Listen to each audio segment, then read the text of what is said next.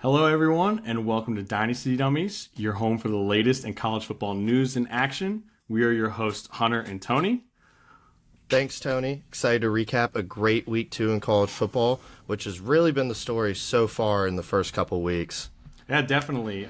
So far, some all-time classic games have taken place in week 1, like Notre Dame versus Miami and Florida State versus Alabama. But I'm really looking forward to diving into this week 2 action as there's been some great games to add to that list. Yeah, for sure. And, let's not hesitate. Let's just jump right into the week 2 scoreboard to check out some of these matchups before we jump into our games of the week. First game I want to talk about is the Friday night contest between my JMU Dukes and Louisville, which Louisville won 28-14. Unfortunate loss for my Dukes, but I think we're going to bounce back strong and still be in contention. While, on the other hand, LSU handed Louisiana Tech its first loss of the season in a game that was a lot closer on the scoreboard than expected, 28-7. Yeah, and to big contrast of that, Oregon absolutely embarrasses Oklahoma State 69-3 in a game that came down to coaches battling there. Texas bounces back versus San Jose State. Arch Manning gets 4 touchdowns after a bad showing in week 1, and then Ole Miss survives against Kentucky 30-23.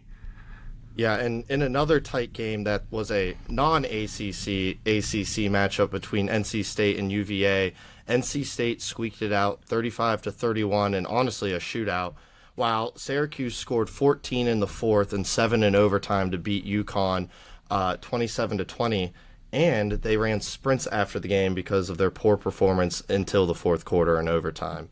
While WVU traveled to Athens, Ohio and fell to the Bobcats 17-10, which surprisingly brings WVU's all-time record in Athens to 0-3 all-time. While, on the other hand, Missouri State gets its first FBS win versus Marshall 21-20. Congrats to Missouri State. Huge accomplishment. Speaking of some first wins, Coach Belichick and UNC finally get a win against Charlotte 20-3 after an abysmal week 1 showing against TCU. Army, our armed forces, shot K-State 24-21 to push K-State out. And then Tulane squeaks by South Alabama 33-31 in a much closer game than I actually would have thought would have gone down. Yeah, I agree with you there, but this next game was a second half rout with Vanderbilt obliterating Virginia Tech 44-20 in a second half shutout where Vandy looked really good in that second half, while Michigan State won in double overtime versus Boston College 42-40. And lastly, UNLV is 3-0 after beating UCLA at home this week. But these are just some previews of the games. Let's just jump right into the games of the week that we thought stood out arm and leg above the others.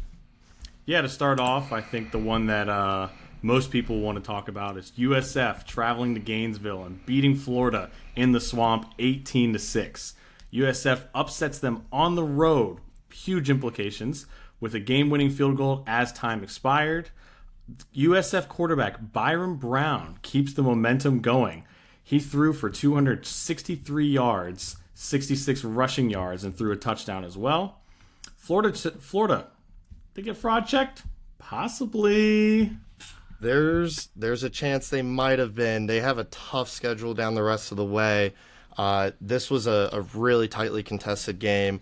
You and I both had Florida in this one, but I got to give you credit. You did say it was going to be a nail-biter, and it really was. USF having that field goal go in as time expired with some extra help from Florida on that final drive with a defensive pass interference, and then another spitting incident, which seems to be taking effect over the last couple of weeks in football in general.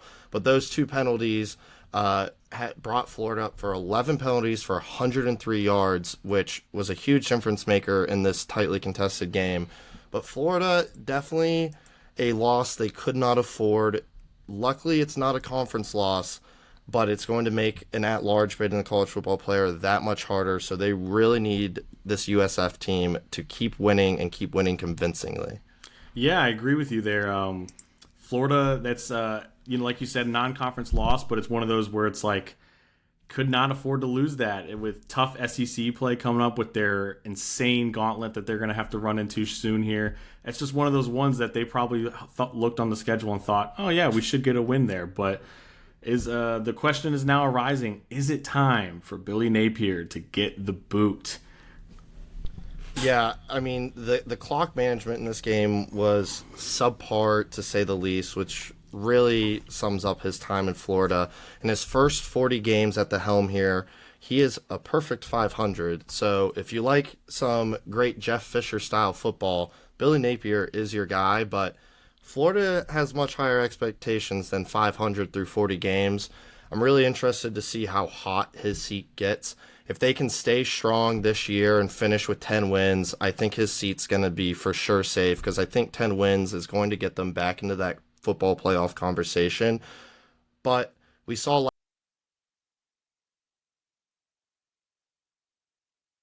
7-5 is not going to cut it for him this year. If he has another season where they barely get above 500, I do not think he's going to last in Florida. I do think they'll move on, but he's going to have plenty of opportunity to prove the doubters wrong. So let's see how the rest of the season unfolds for Florida, who has a really tough matchup next week at LSU. So that will be a game to watch going into an SEC showdown, while USF is going to travel to Miami in what could potentially be a game of the year as well. Tony, what are your thoughts on these upcoming matchups for them, and what do you want to see from these teams moving forward?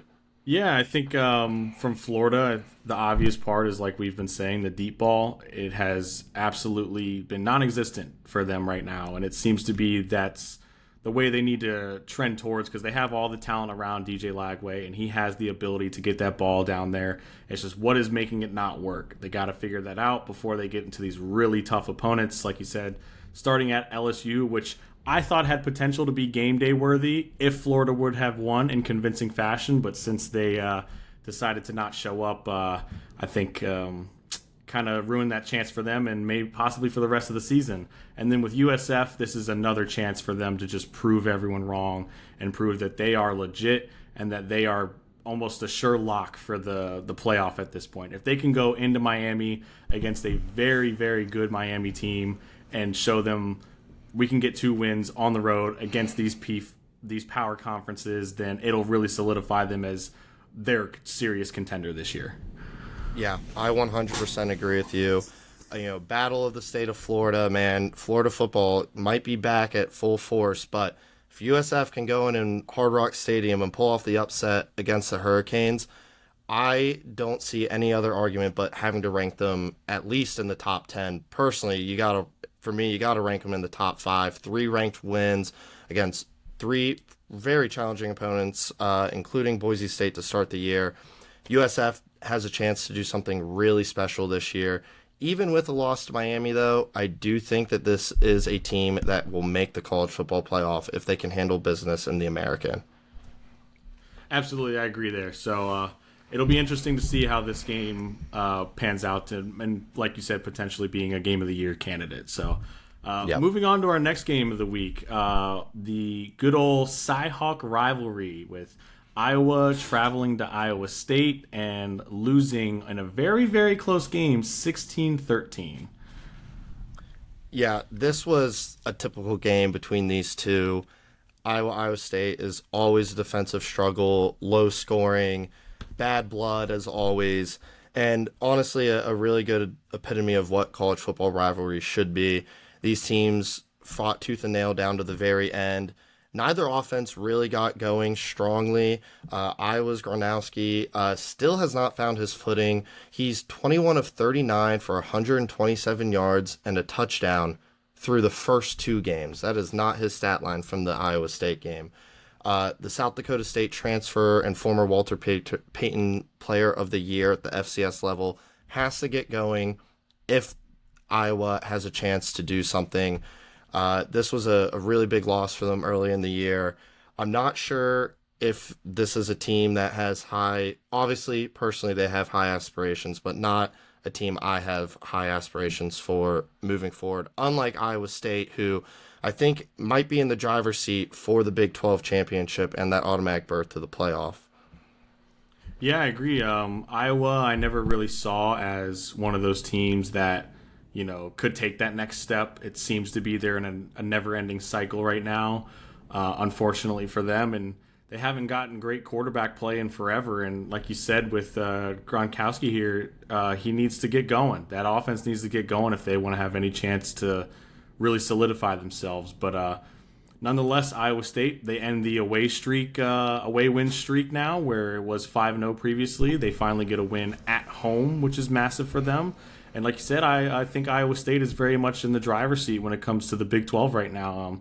With some of the ways that some of the other teams have played recently, I think it's almost at this rate, it's Iowa State's to lose until proven otherwise. Yeah, I agree with you there, especially we'll talk about this game here in a little bit, but Arizona State falling to Mississippi State, huge implications for Iowa State. Obviously, it's not a Big 12 loss for Arizona State, but it does put Iowa State in the driver's seat ranking-wise as the top-ranked team in the Big 12 as of now. But next week, the Iowa State is going to get a chance to travel to Group of 5 Arkansas State, while Iowa hosts UMass. I'm really hoping Iowa State can get their offense going and give a showcase of what they can be. I think they need a pretty emphatic win against Arkansas State this coming week to really prove the naysayers that this is a team to be reckoned with. Yeah, absolutely. Iowa State has, they're in week 2. Week 1 for them. They put up 55, and I'd like to see some of that offense again, where it seemed like they were just scoring for fun at that point. So we'll have to see what they can do against a Group of 5 team here. So especially on the road as well, going on the road to Arkansas State, beautiful stadium by the way. Waterfall, man. There's a waterfall. 2 waterfalls in that stadium. Oh, so 2. Oh, it's my beautiful. apologies. It's absolutely beautiful. So we'll have to see what it looks like, going into this weekend, and I absolutely look forward to that game. Yeah, me too. I think both of these teams take care of business next week, and they'll be looking once conference play starts in the coming weeks. That's where their eyes will be set after this weekend. But let's jump into Illinois and Duke. Illinois beat Duke 45-19 in what turned into a second half rout, in my opinion. It was 14-3 at half, if I'm not mistaken, and it looked like it was going to be a slugfest until Illinois really just capitalized on Duke mistakes time and time again in that second half. Second half starts with Illinois going to punt and Duke having 2 players on the field wearing the same number. You cannot have that. I could think of many poor ways to start a half, but that has got to be one of the worst ones in my opinion. It is just a coaching and player mental error. You cannot have that happen. It allowed Illinois to keep the ball, get a first down, and they end up scoring that possession. And it really changed the momentum of that game. And they really just never looked back after that. Yeah, absolutely. Just a quick correction. It was 14-13 at half. It was apologies. Very, very close game at half. And I had pointed out that I thought this had potential to be a game that is a huge upset implication and a great season setter for Duke, but turned out that just wasn't it for them today. The Illinois defense creating 5 turnovers is just absurd. 4 of them being fumbles, which is awful ball management. And Darian Mensah, the Duke quarterback, having 2 of those fumbles is pretty big, seeing as how last year when he played for Tulane, he didn't have that many turnovers that were fumble-wise. So very interesting to see if maybe it's just bad O-line play or the Illinois' D-line just really took control there to solidify themselves and just keep the pressure on him. But I think this game turns Illinois into a legit team. They went there on the road, took care of business after a slow start, and really just made Duke look like a JV team there in that second half. So it'll be very interesting to see how Illinois pans out for the rest of the season and if Duke can bounce back. Yeah, I agree. Illinois, this game really solidifies them as a team deserving of this high ranking they've been receiving so far this season. Outscoring Duke 31-6 in the second half. It was a really impressive win for them against a Duke team that I think both of us thought highly of that could push Illinois and certainly did in that first half, but I think the better team ended up pulling it out in the end. Illinois next week will host Central Michigan, while Duke will travel to Tulane, which I know is a very intriguing game for you as a Tulane fan. would love to hear your thoughts on that. Is this a revenge game for Tulane or Mensa? And what do you think about it? As the resident Tulane fan, of course, I think this is more a revenge game for Tulane. We came in, going into the last season, there was the expectation that Ty Thompson was going to be the starter in New Orleans purely because he was the transfer from Oregon. He had great tape. I mean, he was a great player. And out of nowhere, this true freshman comes in and just storms away with the quarterback battle, being Darian Mensah. And I was like, great. They got their quarterback for probably the next 2, maybe 3 years, depending on how long he wants to stay. And, was there a thought of me that, that was thinking oh yeah, he could leave at some point for bigger, better aspirations? Absolutely. In today's day and age with transfers, a group of 5 team, it's almost hard to keep that extremely good player because they're going to go somewhere to the power conferences and just run away with it. And if I'm not mistaken, I'm pretty sure Darian Mensah is making a couple $1 million at Duke. I want to say it was close to 10. Good for him. And he's making a lot of money at Duke, and I think that is why he ended up at Duke, more or less. That's tobacco road money, man. Yeah, so I wanted to wish nothing but the best for him, but then once I saw they were on the schedule, I was like, you know what? Time to go in there and just show them this is what you're missing out on. Tulane will be in the conversation of the playoff while Duke's playing in the Arizona Bowl. I don't know if they even make a bowl at this point, but yeah. I think this is more or less a revenge game for Tulane than it would be for him because he had every opportunity to stay, and I think he just wanted more money. I really can't fault that in today's day and age with how this NIL is working. So good for him. I will be cheering for Tulane alongside you for that group of 5 win. I would love that. And I love that Duke has to go to New Orleans for this game. Yeah, but I love when we've said this earlier. I love when those power conference teams got to go to the group of 5 because it really sets the stage for you're in our territory now. They're not used to these smaller stadiums that have a lot more fans that are more passionate. It seems like so. It'll be interesting to see how they can get down there on the road in New Orleans. Yeah, I hope they pack it out there. But not too far from New Orleans, a game took place in Dallas between Baylor and SMU, which, in my opinion, might have been the true game of the week with the way that went down in double OT, with Baylor pulling out the 48-45 win. SMU blows a late lead. They scored a combined 28 points in the fourth quarter alone, and 17 in overtime combined. This was a game that I really thought SMU had in the bag down at the stretch, and Baylor just found a way to win, and sometimes that's all it takes. They bounced back from that loss against Auburn in week 1, where I thought they were competitive, but just got overmatched. But, I thought it was going to kind of lead to the same outcome here, and they proved me wrong. They really stepped it up late in that fourth quarter, and now Baylor has won 14 in a row against SMU dating back to 1986, back when they were both in the Southwestern Conference. This was a game I'm sure SMU fans were dying to win, and now they got to wait another year to potentially get it back. Yeah, I mean, SMU, I thought, had that game in the bag. It seemed like it was just another blowout. I almost was surprised it got to that point because I thought, going into the season, I thought Baylor was going to be a good team. So I was very surprised when Baylor had lost week 1, and then seeing how this game had initially turned out, I was even more surprised. I mean, just to point out, Baylor's quarterback, Sawyer Robertson, back-to-back 400-yard games is otherworldly. I mean, just to do it. No interceptions. And 0 interceptions. 7 touchdowns, 0 interceptions, back-to-back 400-yard games. Week 1 in the loss to Auburn, he had 419, while in week 2 in the win against SMU, he had 440, with 7 touchdowns coming in those 2 games, 0 interceptions. Absolutely absurd stat line for 2 games, and probably won't be done against, and these aren't FCS teams. These aren't group of 5 teams. They're power conference teams. An SEC Correct. team, which is supposed to be the best conference in college football, and an ACC team that's damn good. So they were in the playoffs last year. Yeah, I mean, and they were expected to win the ACC again.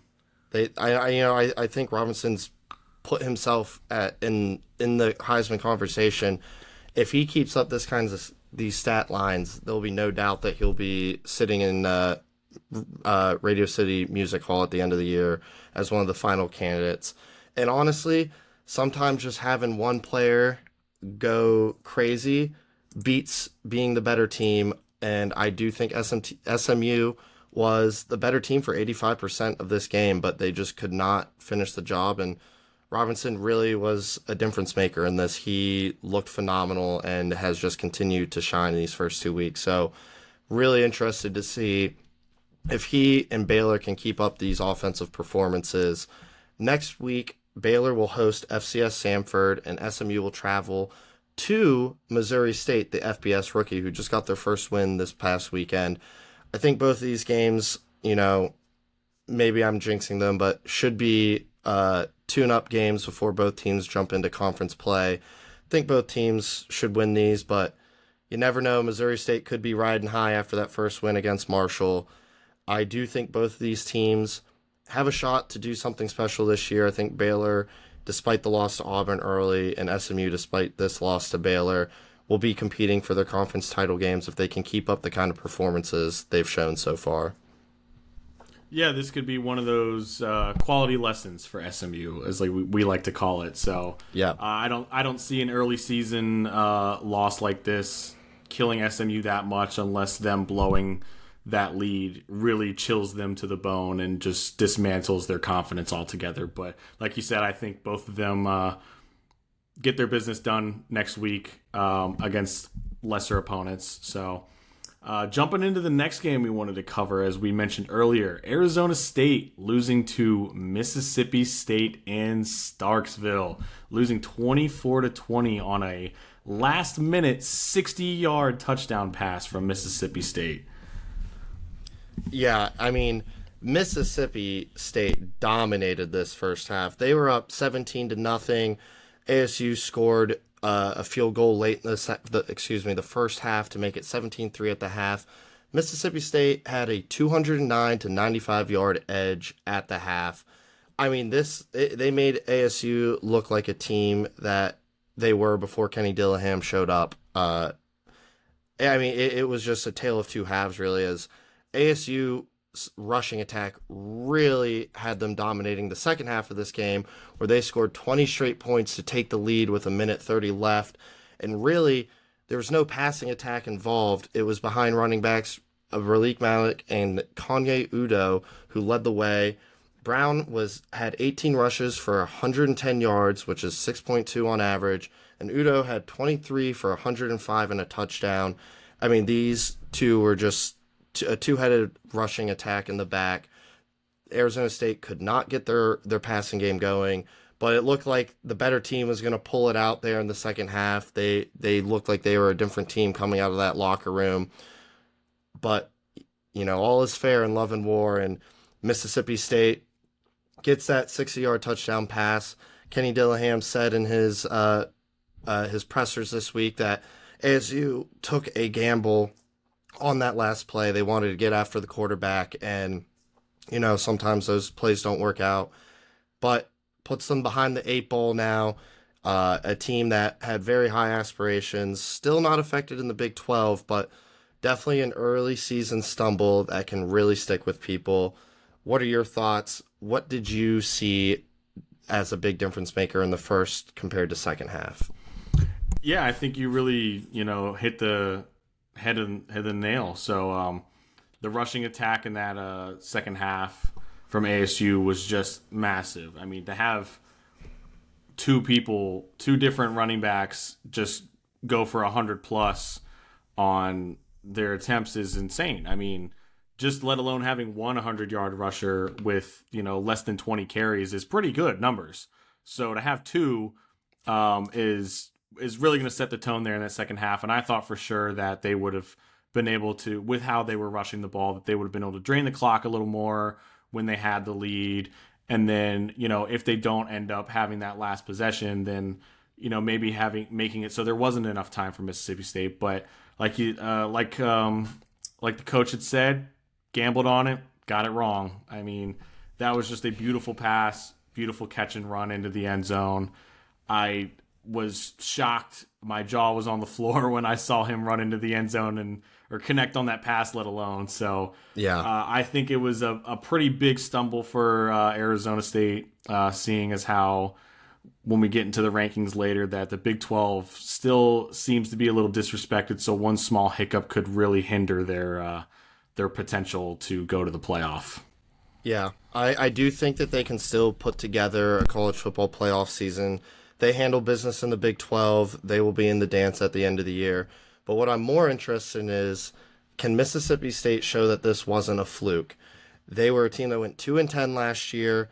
They're 2-0 now, so that's not out of the question yet, but definitely in a much better spot this next year now. If they can prove that this wasn't a fluke and get some wins in the SEC, this is a team to potentially watch out for. I don't think they're at the top of the pecking order quite yet in the SEC, but this could be a win that really proves to help turn this program around and get them going in the right direction. Yeah, I agree. Mississippi State, I mean, I don't think many people saw this coming, so this could be that thing that helps them get to that next level, especially with NIL, transfer sort of stuff, but I'm really looking forward to seeing it. So what's next for both of these teams? Arizona State hosts Sunbelt team Texas State, while Mississippi State is hosting Alcorn State. I believe both these teams probably not bounce back, but ASU bounces back against Texas State. It could be closer than most people think, seeing as how the Sunbelt seems to produce some pretty good teams. So we'll see how well they can handle business, but I think ASU really rebounds and gets it done. And then Mississippi State, I think they can keep the momentum going. They're going to be riding super high after a great ranked win at home. So I think they keep it going against a lesser opponent than Arizona State. Yeah, I agree with you on the Mississippi State front. I do think Texas State could present a unique challenge to ASU.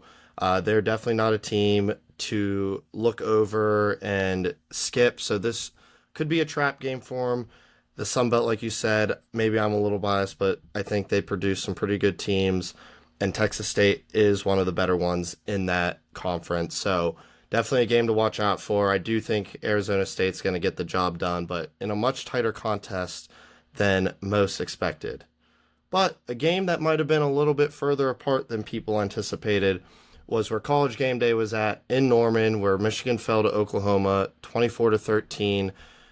OU just would not let freshman quarterback Bryce Underwood get comfortable for Michigan. They got after him. They held Michigan to under 300 yards. Underwood went 9 of 24 for 142 yards. Not a great stat line, and at times it really looked like Michigan had the training wheels on the freshman quarterback, which you're playing in a tough environment, true freshman. Norman gets really active.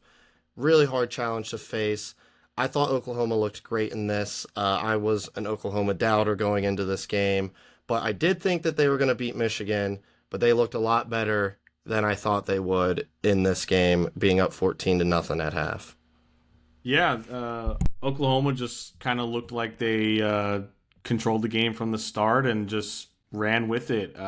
It seemed like Michigan just couldn't really get much going there. Like you had said, Underwood just not comfy at all. You could tell it was almost like a first big game jitters sort of thing where it's like, okay, I'm playing an SEC opponent, a ranked opponent on the road, and it just felt like it got to him. And like you had said, they looked like the training wheels were on, didn't let him kind of do what he does best, and I think that's just create plays on his own, and it just seemed like they didn't have the opportunity to. So it's nice to see Oklahoma kind of gain some respect here from you. I wasn't super high on them, but I think getting a ranked win at home against a not terrible Michigan team is something enough to get some deserving credit. But it'll be nice to see or interesting to see how they take this and go with it when they get into this SEC play soon. Yeah, I 100% agree with you. They are definitely going to have a challenging schedule laid out in front of them. And I think one thing that's going to be a key for OU to keep this success up is to find that running attack. They've struggled from the first few weeks of the season. They are not having much success running it. They have not gotten Cal transfer Jaden Ott involved. He's still limited. He's been injured. I think when he comes back to full participation, you're going to see this OU offense change, and he's going to add a spark that it's been missing. It was enough to get through Michigan, but I think they're going to need Ott to really make a difference later in the season, where running the rock really makes a difference when you can lean on that running back and that O-line and get the rock moving. Yeah, Jaden Ott is a phenomenal player. No one can deny that. So to have him back fully healthy will absolutely change this offense, and it helps when your quarterback is also playing well. And OU quarterback John Mateer, where he threw for 270 yards, 1 touchdown, and then 1 interception. But so far this season, he has played very well, transferring from Washington State. So to be on that big stage in the SEC against a ranked opponent that's in the Big Ten, which is another well-respected conference, really showed that they're ready to take that step, and I think that we'll see it against these upcoming opponents here. So it'll be nice to see John Mateer get in there and get some work done. Yeah, I agree with you, and I think he's played phenomenally. Speaking of his performance, where OU has struggled to run the ball, he had 2 rushing touchdowns in this game, so he might have helped out a little bit in that department, but not the kind of rushing attack I'm looking for. But another area that I want OU to see if they can turn it around, where if they continue this, it's going to be a struggle come conference play, is that their turnover margin through these first games is actually -4, despite outscoring opponents 59-16. Sooners have limited opponents to just 6 points off of turnovers so far. So typically you don't see it going this way for them, and I think if this trend continues, they're not going to be able to keep outscoring their opponents if they keep turning the ball over more than they can cause it. So definitely an interesting thing to look at going into next week and later in the season is, can they get that running game going, and can they protect the ball while causing turnovers themselves? But next week, OU is going to travel to Philadelphia and play Temple, which is a game I know Temple fans are super excited for. I think OU is going to handle them, though. I'm not very high on Temple. Where Michigan is going to host Central Michigan, and I'd actually like to correct myself from earlier. I misspoke. Earlier I said Illinois was hosting Central Michigan. They are, in fact, hosting Western Michigan. Michigan hosts Central Michigan. I do think Michigan is going to beat CM. I don't think it's going to be much of the game. They get a bounce-back game before staring up some conference opponents. Yeah, I think the OU traveling to Temple is actually going to be a pretty interesting game. Temple is 2-0, and they have beaten their opponents while being lesser opponents. They have beaten them by multiple scores both times, coming off a 55-7 win against Howard. So I think it'll be it could potentially be a trap game, seeing as how, group of 5 teams love to spoil the party for these power conferences. And hey, I hope they can do it. I'd love to see it, especially as a fan of a team in the American Conference. Temple being in the American would really help boost that conference up and get some respect on its name. So yeah, and I'm looking forward to it. Me too. And, like we both mentioned, I think we both really enjoy seeing these bigger schools travel to the smaller schools. I wish there was more of it. Yeah, it would make for better game day experiences for everybody, especially for these smaller schools getting to welcome these massive teams in. But speaking of 2 non-small schools, Kansas losing the border war to Mizzou 42-32. This is how I wish every rivalry in college would be. It was just pure hate almost. Like, it's just something you love to see. It was when 2 schools go at it and they just don't like each other. And the game played like it was as well. So yeah, I cannot believe these teams haven't played since 2011. That should be a crime in the Geneva Conventions. These teams should be playing every year, home and away, whether it's an Arrowhead. These teams, this game matters to the people of those states and for the fans of those teams. It's everything a rivalry should be in college football. There's no love lost between them. And I got to give a shout out to the halftime kick competition guy, botching the kick on purpose, taking his shirt off with that not so nice message to the KU sideline, and proceeding to boot the ball right at them. That is what I love. I love to see that kind of hate. Phenomenal. I want more of it. Yeah, it is. It's to me, it might be the highlight of the weekend, honestly, just because of the pure hate from it, where this guy was in a halftime kicking competition to probably win some form of money. I think or it was some at least prize. $25,000, and I believe the kick was about a 40-yard kick. And I saw, maybe this wasn't true, but I saw that he had said that he knew he couldn't make the kick, so he was planning on making it memorable in some other way, and he certainly did. Absolutely. He made it the most memorable thing because this could potentially be the moment of the year, just to absolutely ruin every chance of you getting picked for anything ever again. Yeah.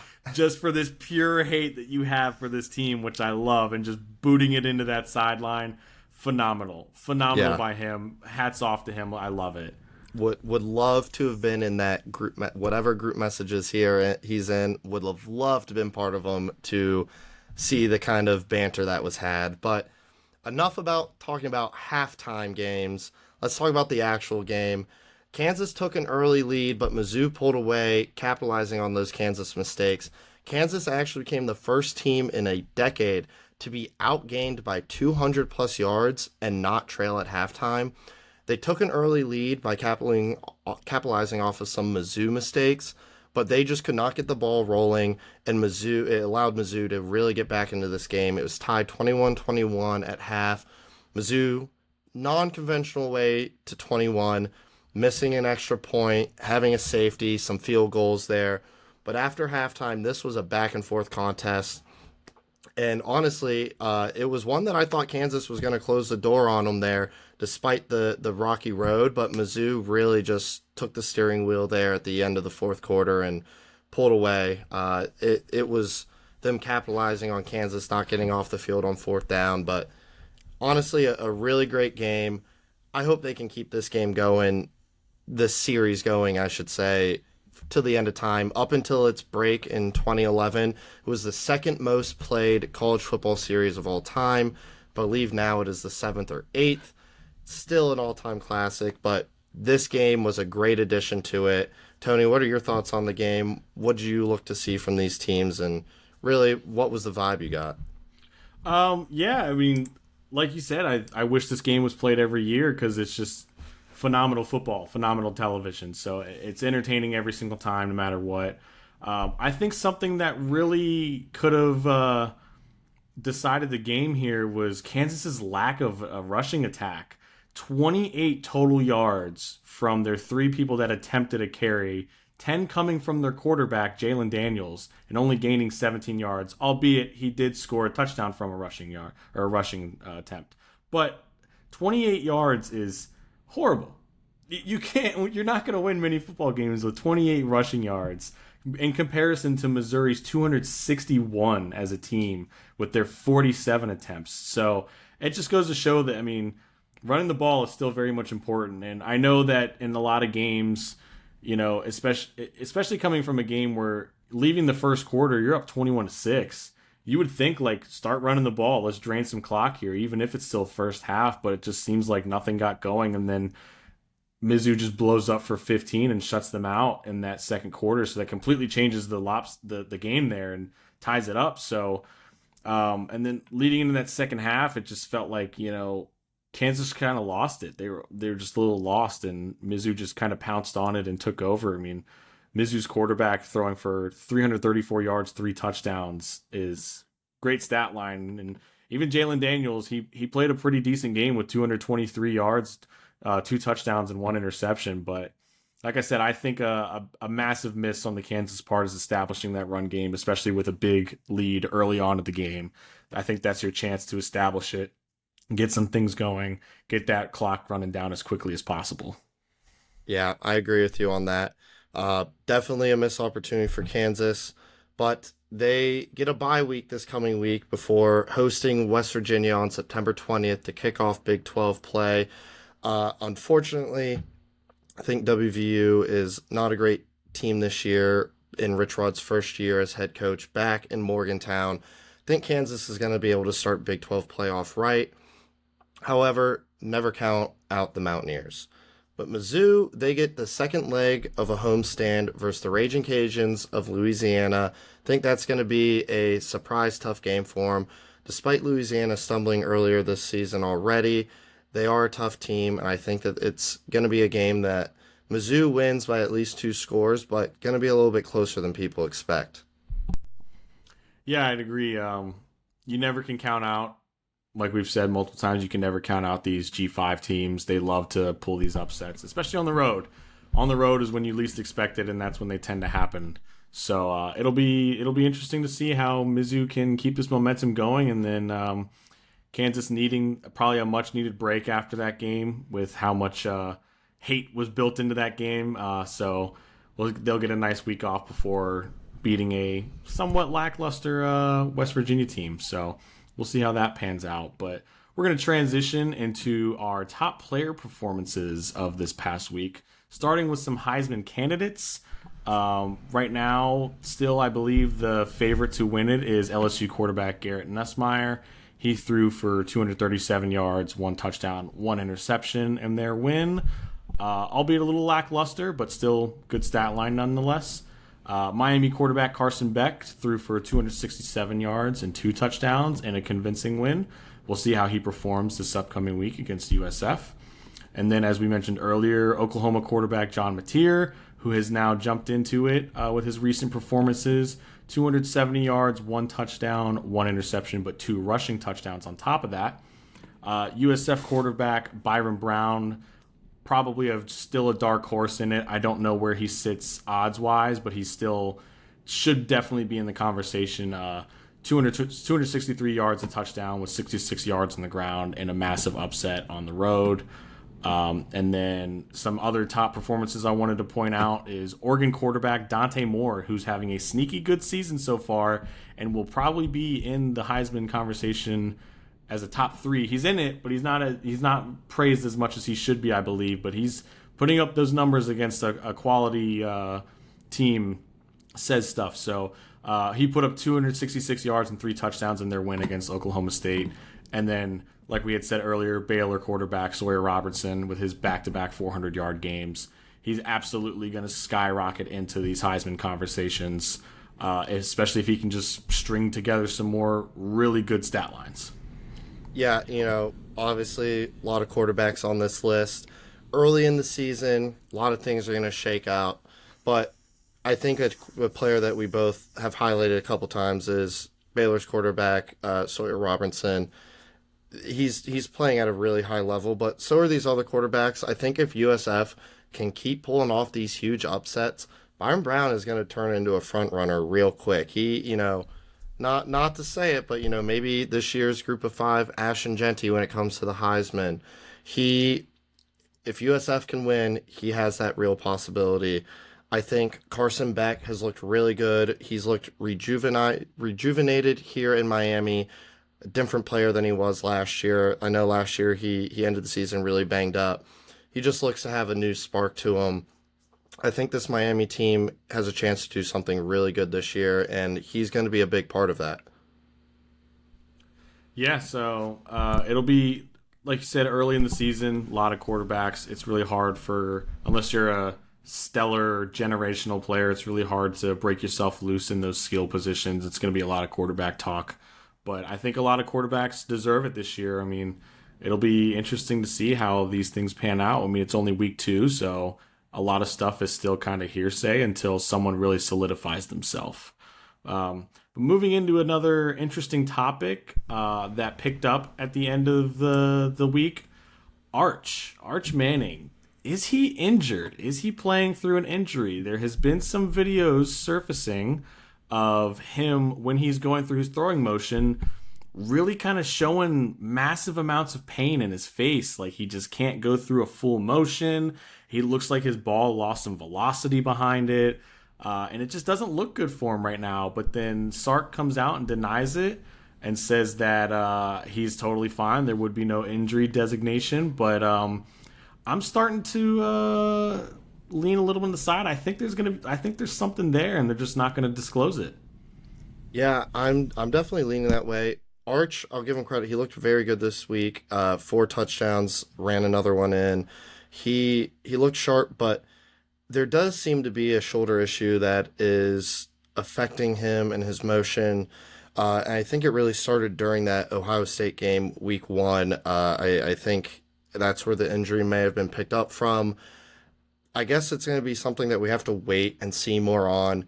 He's another player who is not out of the Heisman contention just yet, just because of one bad week against what is now the number one team in the country. I think he's going to be able to keep going, but if this shoulder injury persists, there's going to be a lot of questions coming up in Austin for him and how they handle it, what they want to do with him, and if they're going to have to disclose it. It is definitely something to keep an eye out for. But there's a lot of speculation there. Let's not speculate anymore. Let's just jump into some rankings. I think there's some really interesting things to see this week.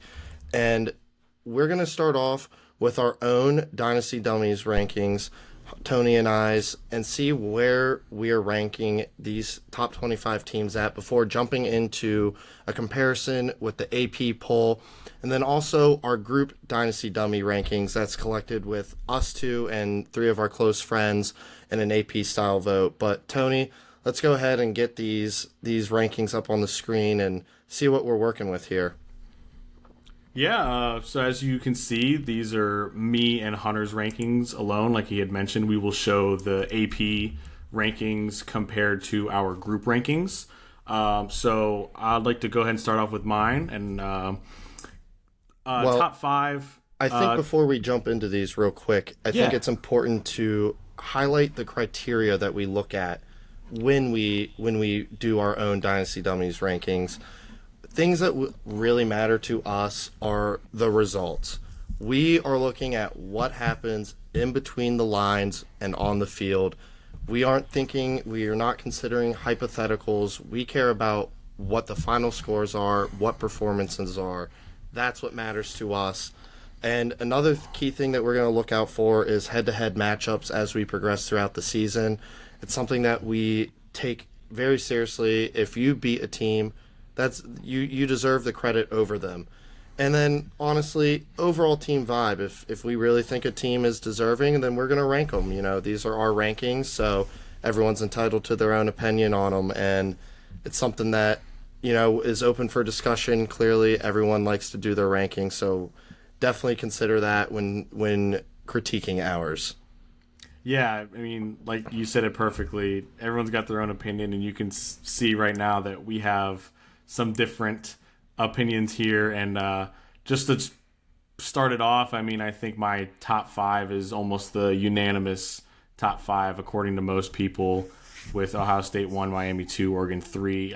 I've thought about throwing Oregon up a little higher, but I think Miami's done enough, and they have that ranked win over a Notre Dame team to solidify themselves as 2. I thought about even pushing them up to 1 at some point, but Ohio State has yet to prove why they should lose the 1 spot.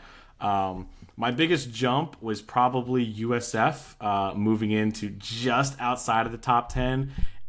I really almost want to change it and put them inside the top 10, but the only thing that's kind of holding me back is they did win against a ranked Boise State team, but will that turn into almost like a did they deserve to be ranked sort of situation? While, of course, at the time they were ranked, but preseason rankings are so out of nothing sort of thing. You're kind of basing it on paper. You don't really know much until you really reach those down in the dirts sort of games. So it's conflicting me to not put them top 10, but I think they're going to be there sooner rather than later. And I'm not going to knock them too hard if they do end up losing to Miami, because obviously Miami's the second team in the nation, according to me. So I think it'll be interesting to see how far I can shoot them up there. And I think it'll be sooner rather than later, but I think they're going to be staying inside this mid-range here and possibly moving into that top 10.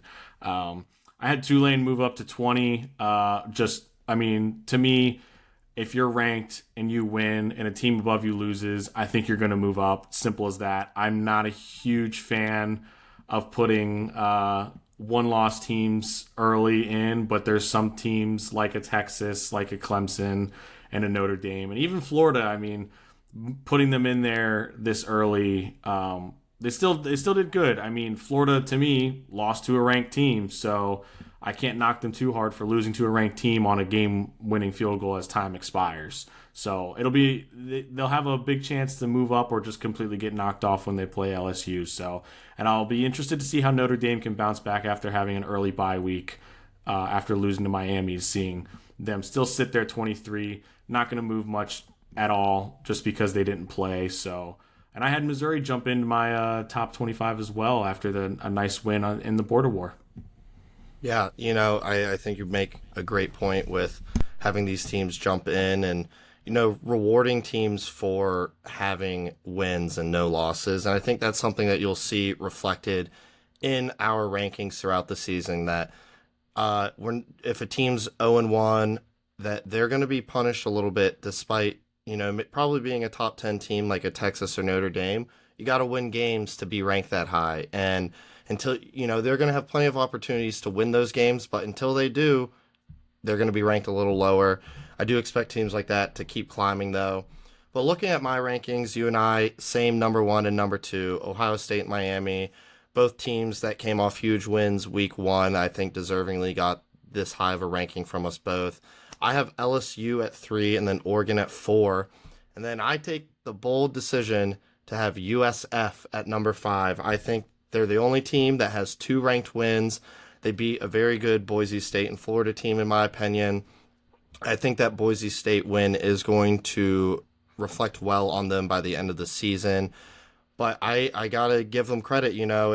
If you put USF's wins on Penn State, on Georgia, on Alabama, they might be number 1 in the country right now. And I think that I have to reward them for that. I have them at number 5, yeah. And they have a really good chance to prove that this week against number 2 Miami. So we'll see what happens. I think it'll be a game that will prove whoever will be the top team in the country following it. But looking at some of my other rankings, highest ranked Big 12 team is Iowa State. I have them at number 8. While I do have Georgia at 9, a little bit lower. It's not a knock on Georgia. I think they're a really good team. I just think the teams in front of them have better wins so far throughout the season. Florida State rounds out the top 10 at that final spot, while I have Texas and Notre Dame just out on the outside there. A team that I also have in there, BYU and Utah, the Holy War being represented. Tulane at number 20. I finally put Oklahoma in my rankings at 19. And Louisville jumps up to 16 after their win against JMU, who was a team that I had ranked last week. Maybe I'm a little biased, but I had Louisville ranked as well going into that game, so I reward them for that ranked win. 2 newcomers to the list, Mississippi State and Vanderbilt. I know maybe I'm crazy, but I have to reward Mississippi State for a win against what I had as a top 10 team in Arizona State. It was an impressive win. They're 2-0. Rankings will change, but through 2 weeks of the season, I think they're deserving. And same with Vanderbilt. They've started off well. They have a common victory with South Carolina over Virginia Tech. And by God, did Vanderbilt look a whole lot better than South Carolina did against the same team. I had to rank them. We'll see if it sticks, but like I said, through 2 weeks of the season, got to represent what has actually happened, and I think Vanderbilt's deserving of the rankings. And then I've kept Florida and Arizona State in the rankings at the bottom here. They've lost to what I have now as 2 ranked teams, and I think they're still deserving of a vote. Yeah, I was very, very close to ranking Vandy there in my 25 spot over Florida, but like I said earlier, I'm not going to knock Florida too hard on losing to a high-ranked USF team, according to me. But Vanderbilt is definitely, I would say right now, probably my 26. They are just on the cusp. Like you said, they have a common win with South Carolina. The only reason South Carolina is as high as me is, on my side, is just purely because they were that high to begin with, because I thought they had a good team. They're slowly starting to drop. I had them a little higher, I believe, but I'm starting to slowly drop them because their performances have been a little lackluster. But Vanderbilt is very much a team to watch for. So Let's move on into the AP poll compared to our group rankings.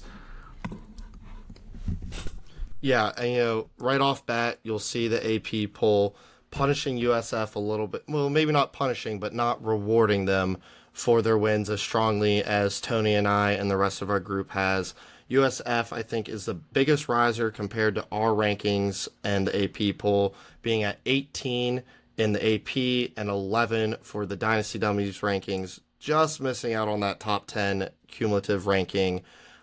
You'll also notice that in our poll, you're not going to see any teams with a loss inside that top 10. That's something that we take very seriously. Not to say those teams are bad, but you got to be earning of those rankings. And if you have a loss, I don't think you can be a top 10 team. They'll have plenty of chances to prove it.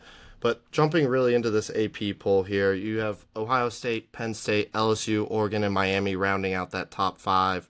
While Auburn and Mizzou snuck in as 2 new additions to this week. I think this poll is a little reflective of the current state of college football, with 11 SEC teams being ranked and the second most being in the Big Ten with 6. I do think, it's hard to rank teams this early in the year with so few games played. I just think that there's other teams from other conferences that are more deserving than 11 SEC teams. That SEC bias will stay alive for as long as time will tell. So it's going to be hard to, shake that bias off unless there's a major overhaul in the AP voting where people like us get picked or something like that, or people with a little less of a bias in certain Wouldn't situations. That be something? It would be beautiful for the sport of college football. I mean, not to mention, the debacle of a ballot that we saw from a AP voter where Florida loses and they move up 2 spots while the team that beat them is not ranked at all. And so that just goes to show the state of the AP poll right now. So that's why we love to show our opinion on it and show what we like to do, because we're a lot of, diehard college fans that want to see these teams get the recognition that they deserve. And sometimes the AP just doesn't do it, as we can see. So yeah, I agree with you. I want to give these other schools an opportunity to showcase, and the AP poll is very important for the early season. It can really help with brand recognition, recruiting, eyes on the program, all of that. It is important, despite not being the end-all be-all of deciding the national championship like it was back in the day. It still serves a very strong purpose. But looking at our rankings, I wanted to call out that we do have 2 group of 5 teams ranked, both from the American, being USF and your Tulane Green Wave, and the highest ranked team in the Big 12 being Iowa State at 9, compared to it being number 14 in the AP poll. I think we're a little bit higher on some of these conferences. We only have 9 SEC teams ranked, still high, but not quite that 11 that you've seen in the AP poll. I think our poll really reflects what our group thought is on performances on the field mattering the most. We're not looking at who might have the most 5 stars, who might have the best recruits. You might have all the 5 stars in the world. That doesn't mean you have the best team, in my opinion. You have to be able to put it together on the field. If you can have a team of 3 stars come together and form a better team, then that team deserves a higher ranking than the hypothetical teams that have all this talent on them. And I think that's what our rankings are really going to strive to show, that the results are what matter most, and what happens on the field is what determines who is the best team in the world. Yeah, to go back on your roster, to quote the great Nick Saban on College Game Day, you can have a $20 million roster, but if they're not coached right or play right, you're shit out of luck. So we'll have to see, like you said, if these lower tier rosters can really prove themselves. And we're seeing a lot of that, like this USF team where, they don't have the millions of dollars that Ohio State does, and here they are winning these ranked games on the road and have the chance to prove it even more. So to go into a little more about our rankings, I just want to point out who dropped out and compared to last week, where we have Arizona State dropping out because of their loss to Mississippi State.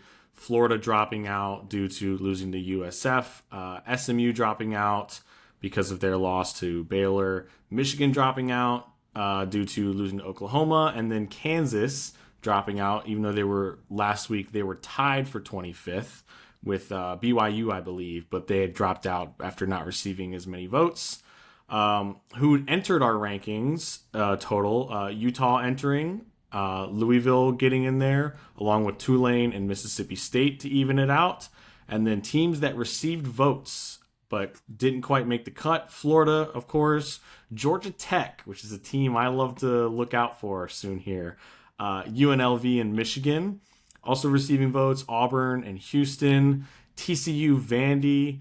Alabama still somehow receiving votes. I'd like to talk to whoever is still giving them votes. Missouri getting votes. Baylor, USC, and of course Arizona State still receiving votes from our group rankings. Yeah, and I think I want to highlight Georgia Tech, like you mentioned. They have a great opportunity this week playing against Clemson. They're a team I think a lot of us in our group are high on. They didn't quite make Tony and I's rankings, but they did receive some votes by the Dynasty Dumbies. Great opportunity. If they can beat Clemson, they will most certainly be ranked by all of us in the group. Absolutely. Yeah. And, these teams that are receiving votes, they all are going to have opportunities. Florida sitting just out on the outside. They received 7 total votes, sat at 26 in our rankings, despite the loss to USF. So clearly a team that we still think highly of. And then Auburn and Baylor, 2 teams that played week 1, both now receiving votes, which tends to favor Auburn a little bit. If Baylor keeps winning, Auburn's going to keep getting boosted by having a quality win. And then I also want to call out UNLV. They're 3-0, maybe deserving of some more votes because, not every team is 3-0. There's mainly a lot of 2-0 teams out there, but need to see a little bit more from them before I can give them a vote personally. But Definitely a Mountain West team to look out for moving forward. Yeah, I mean, all these teams that are receiving votes, obviously we all have our own opinions on them, but they received them for a reason. Like I said, I want to find out who ranked Alabama because I'm going to have a talk with them. But for once, it was not me. I will admit, after last week, I kept Alabama ranked, but they dropped out of my rankings this week. You might be wondering, well, Hunter, they had a dominant win. It was against a lower tier opponent, and the teams that jumped up in front of them, quite frankly, they just have more impressive wins so far and don't have any losses. Bama was my 23rd ranked team last week, but has dropped out. I think they'll be bouncing back, but gotta respect the teams who are sitting at 2-0 with 2 quality wins over 1 quality lesson and 1 mediocre win. Yeah, we're pretty heavy on the quality lessons here. They can help you, but most of the time they hurt you. We will see how some of these teams, like a Florida and a Bama, with these quality lessons that they have, how it could shape up for them and could end up helping them, seeing as how a Bama could get in a spot purely because if they lose only 1 game and it's to a ranked Florida State team, or Florida losing to a ranked or possible conference champion in USF. So there's a lot of things that can be done since it's still way early in the season.